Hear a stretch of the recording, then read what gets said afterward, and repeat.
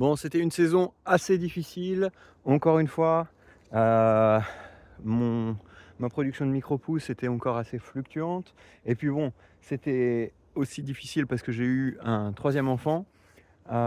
Du coup, forcément, ça prend du temps, ça prend de l'énergie, ça pompe pas mal.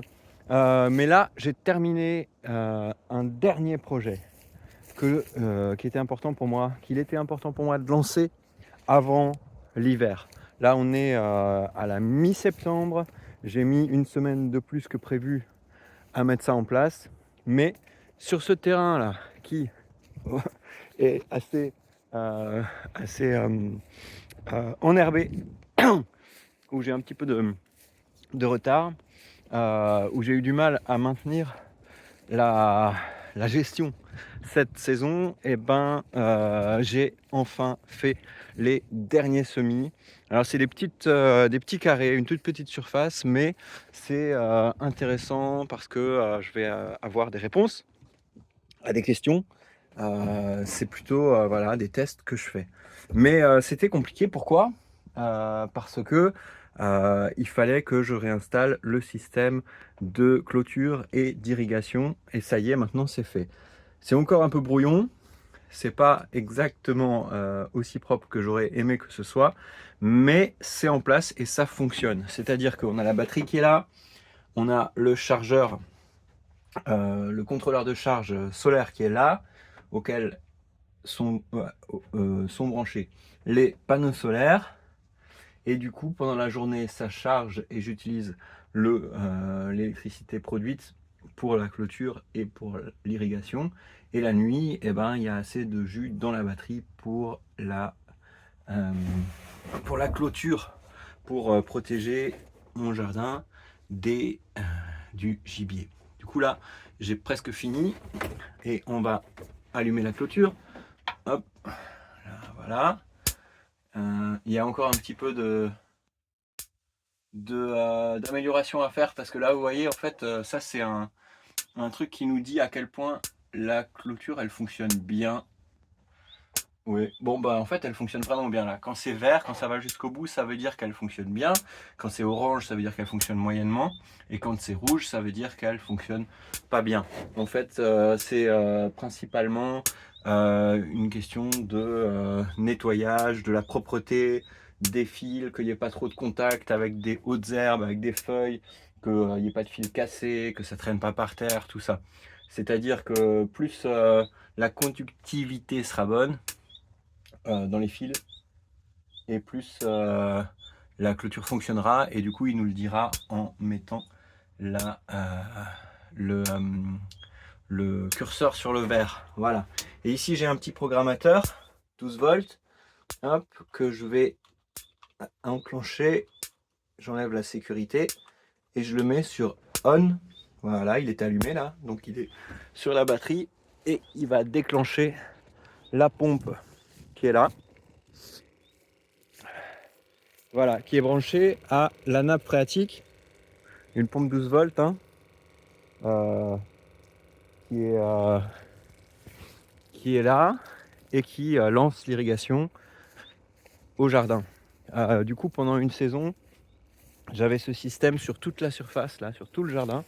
Mais l'année dernière, avec ces problèmes de culture de micro-pousses qui sont arrivés et qui m'ont pas lâché, eh bien, j'ai pas réussi à suivre.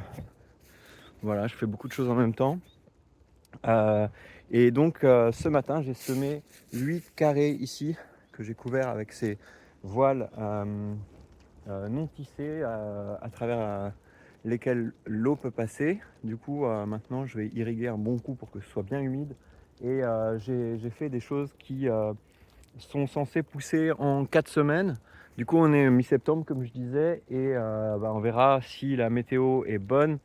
Ça devrait arriver à maturité dans la dernière moitié du mois d'octobre ou début novembre. Hein.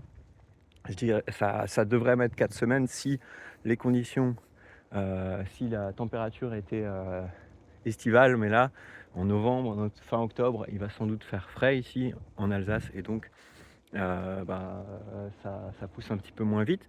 Mais voilà, surtout, ce qui m'intéresse, c'est de voir, dans un compost très carboné comme celui-ci, est-ce que, j'ai mis assez d'azote? Est-ce que la germination sera bonne? Surtout un compost que je viens d'appliquer là, je viens de le mettre sur le jardin, par-dessus, une terre qui a été travaillée toute la saison, à multiples reprises par un rotavator et par une sous-soleuse, dans le but d'essayer de supprimer ou de freiner en tout cas les vivaces. Ici, on avait un gros problème de prêle et de liseron. Et donc, voilà, j'essaye de voir ce qu'on peut faire pour vraiment les canaliser. Et ensuite, cet hiver, j'ai des projets de test pour réussir à me débarrasser complètement de ce problème de vivace que vous voyez ici là, hein, c'est la prêle très puissante qui fait des racines très très profondes et très résistantes, et donc qui pose vraiment problème dans un système de jardin en eau digue comme le mien, puisque elle est comme un poisson dans l'eau, comme une salade dans un beau jardin. Et elle pousse, je la fertilise, je la protège, je l'arrose, et donc elle pose problème. Voilà. Mais bon, je suis très content d'avoir terminé la mise en place de ce petit jardin test qui va pouvoir me permettre de faire ces vérifications, de voir si ça s'est bien passé. Et maintenant que c'est fait, je laisse l'irrigation pendant quelques heures, histoire que ce soit bien humide et que la germination soit bonne.